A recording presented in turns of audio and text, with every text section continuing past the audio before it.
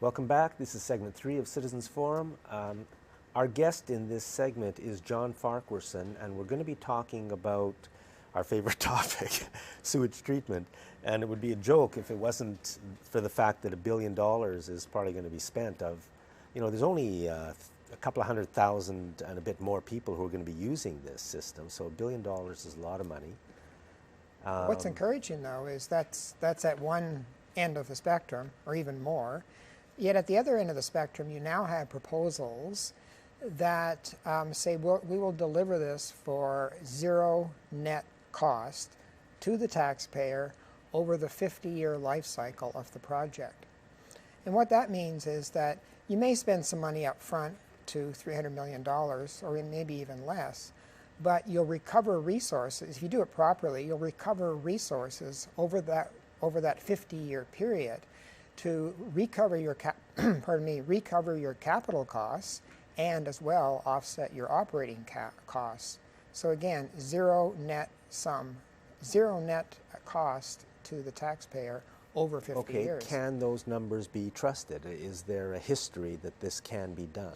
Well, the current engineering outfit that's doing the cost analysis or doing the analysis and costing, keeps saying that they are only using representative technologies, well-known technologies like anaerobic digestion. It's been around for, I don't know, since the last century. So they can give you a rough estimate of how much a system would cost using that technology. Or bioreactor membranes, which are filters, like they use down at Dockside Green. And that technology's been around for a while, so they can give you a pretty good estimate of what that would cost.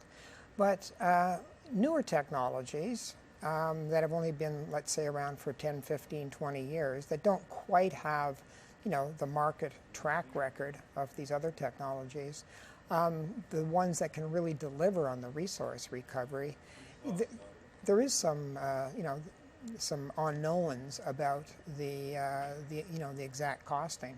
Like you say, can they be trusted? Where can you go to for cost comparison? So is there an answer to that question, or we just don't know really? Well, yeah, there are answers to that question, but it's going to be up to the decision makers, I think, to a certain degree, to say, well, these figures look pretty good, but there's a 2% risk that we won't meet them, whereas there's no risk with anaerobic digestion, let's say, but there's basically no resource, a bit of heat maybe, but there's no resource recovery with anaerobic digestion, where on paper there's a tremendous amount of resource recovery with these newer technologies, but the risk goes up a bit, so it's going to be a judgment call there. And I think for me, what I'd like to know in fairly simple terms is what this means. I mean, what is the risk? What are the realities? And yet you sent me the report by Urban Systems. Mm-hmm. Just as an average citizen trying to get some information, it wasn't easy to get into it. No, it's challenging to go through some of their, the reports that are coming out there. You sort of have to read between the lines, For example, as the resource recovery, this is from their most recent report a few days ago. This is from the Urban Systems The Urban Systems latest management plan. They were report. hired by the East Side to look into what kind of technologies to follow. Yeah, they were originally, exactly. They're doing what they call analysis and costing. But as I said earlier, the analysis and costing is being done with what they call representative technologies, known technologies. They're very challenged to do any sort of sophisticated analysis or costing of some of the newer technologies. Just because the information's not available, or? Well, they really have to bring in the private sector in a serious way. 2 weeks ago, 3 weeks ago, they had sort of a presentation by some of the technology providers. But it was, in my opinion, it was hopeless, because these providers came down, some of them fairly, quite innovative, but they didn't seem to have received any information ahead of time as to what the CRD's challenges were, the flow, and all that sort of thing.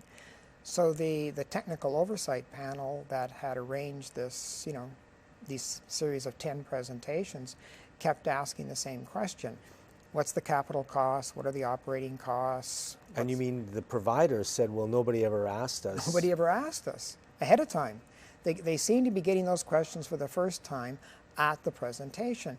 So in terms of so they were like coming forward just to give a general presentation. Very general presentation. The question was, what's it going to cost here? What's it going to cost? They could have been. And they're saying, well, you should have told us that question 2 weeks ago. We could have given you an answer. They didn't what a say waste of time. So who arranged all of that? As far as I know, it was the technical oversight panel that is charged Staff, with.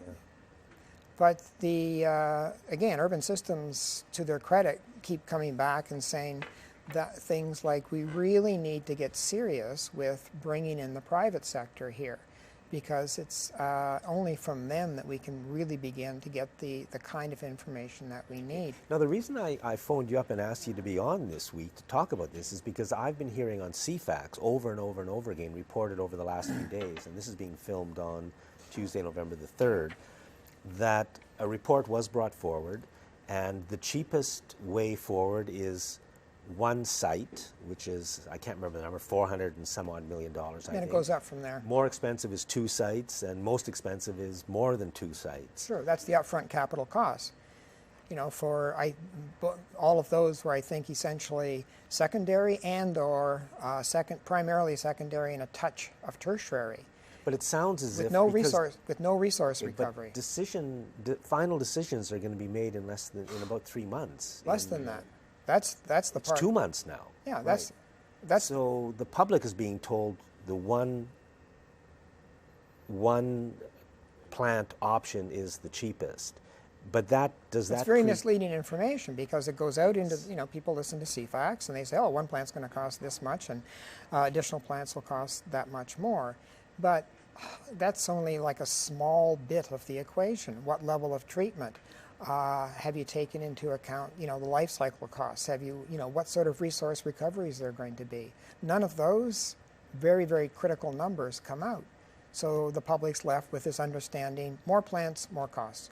So we're being told, though, that from the private sector that it's possible that this whole arrangement will, in the end, cost nothing, because we'll get as much from resource recovery as... Now, of course, everything has to be looked into. Right. Including... hopefully the original mess that happened when Esquimalt refused to allow the plant into Esquimalt, and I'm very glad they did, because that was a plan for us to spend $1 billion for basically zero environmental benefit, and quite possibly some costs. So $1 billion for net negative benefit. Well, the only benefit would be that almost happened. I know. And nobody's paid a price except us, because we've paid tens of millions of dollars to almost make that happen. Yeah. And it's ridiculous. That's my problem with this whole process. That it's out of control, it seems, and not necessarily going where anybody wants it to go. Well, the part that's scary for me right now is this supposed, December 21st decision. How they're going to move from, this, very general presentation by some private sector technology providers 3 weeks ago, with no figures attached, to making a decision in, like you say, a couple of months. So did you say December 21st? No, January. Sorry, January 21st? As far as I understand right now, they're going to make a decision on the plan by mid to end of January. So that's the part that's got me fairly concerned, because it's not going to allow for a full vetting of the most promising, innovative technologies that could, again, get us to zero net cost over a 50-year life cycle because of resource recovery. My concern is that resource recovery is just going to be swept off the table, or restricted to things like a little bit of heat. And somebody's going to be making a lot of money, I guess, from our $1 billion. Well, it's going somewhere. Well, I guess the people who specialize in anaerobic digestion will, be making a lot of money. David Anderson has been involved in this. Maybe you can tell us something about that. Well, you were telling us what he had said most recently that you heard. Yeah, Walter in an earlier segment had a column in the TC, I guess, by David Anderson, saying that the merits of this entire project have never yet been proven. I think that's the case. I'm not sure. Well, I mean, again, what you hear from the marine scientists up at the University of Victoria, and 2 or 3 past, the people who do the public health officials, I forget what they're called, for the island, right? They say there's basically no, demonstrable environmental damage being done with our current marine-based secondary treatment system. And so David Anderson is looking at that and saying, why are we going to, if you want to improve the marine environment, there's probably 100 other projects you could undertake before doing this, what he would say is basically unnecessary. Yeah. Now, the original CRD plan was to basically, to take all the pollutants and poisons we are putting out there, and they're being handled by the marine environment as best they can, and just bring them onto the land and either burn them or spread them on the land. So there's no benefit. Well, you can't spread them on the land because the CRD doesn't allow. They tried. Well, they got shot down, Yeah. so there's no biosolids going on the land in the CRD and in other jurisdictions across British Columbia. And in terms of, you treat it to a secondary level, but then you turn around and shoot the product of the secondary treatment back into the ocean. And what goes back into the ocean has, contaminants in it that concern a lot of people. And you begin to wonder, well, gee, is it really worth doing? John, we're out of time. Thank you very much. My pleasure, Jack. And everybody, this is a billion-dollar issue. It's moving ahead fast. We've got to keep an eye on what's happening. And Focus Magazine always has good stuff.